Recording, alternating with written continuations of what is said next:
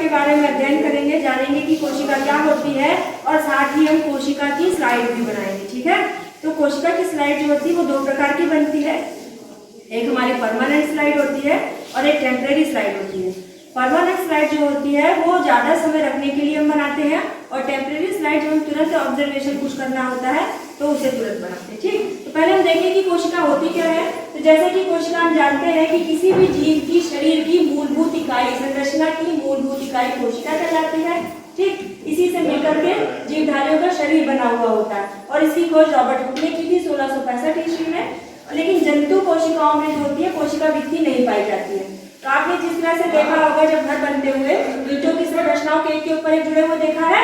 हमारी कोशिका की संरचना होती है इस तरीके से बनी होती है। इसमें बाहर कोशिका भित्ति पाई जाती है, अंदर केंद्रक पाया जाता है और कोशिका द्रव्य पाया जाता है। ठीक है, तो अब हम देखते हैं कि कोशिका की स्लाइड बनती कैसे है।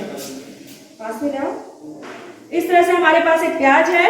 प्याज में से हम क्या करेंगे, ये हमारा फोर्सेप है। ठीक, फोर्सेप की सहायता से इसमें से हम छोटी सी कोशिका, पतली सी कोशिका निकाल लेंगे। इस तरीके से दिख रही सबको, निकल गई। इसे हम पानी से साफ करेंगे, पानी में डाल करके इस तरीके से।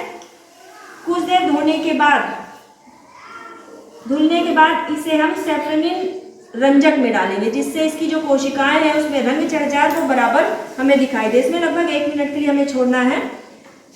और इसमें अब रंग चढ़ चुका है, इसे हम वापस पानी में धोएंगे। पानी में धोने के बाद वापस इसे हम अपनी स्लाइड में रखेंगे। ठीक है, इस तरीके से स्लाइड में रखने के बाद ये सूखे ना, इसलिए इसमें हम ड्रॉपर की सहायता से कुछ बूंदे ग्लिसरीन की डालेंगे, जिससे हमारी कोशिकाएं सुरक्षित रहें।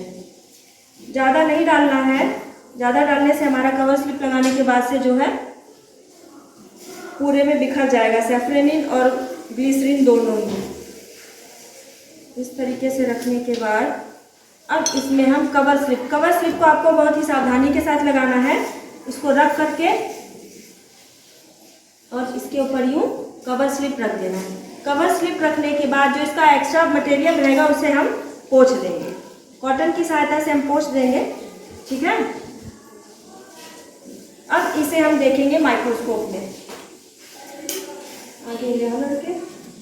ठीक है, आगे आगे। अब इसमें हम देखेंगे कि कोशिकाएं हमारी कैसी दिखती हैं।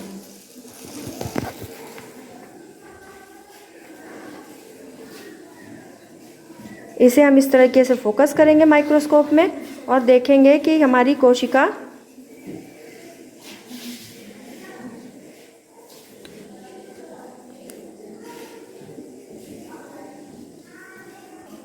और इस प्रकार से कोशिका की भित्ति और केंद्रक हमें दिखाई देगा।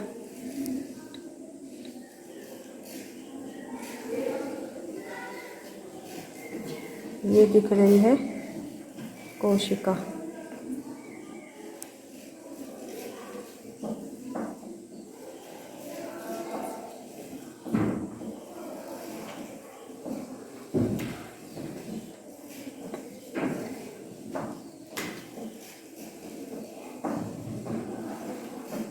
ये कोशिका की भित्ति दिख रही है। ये इस तरीके से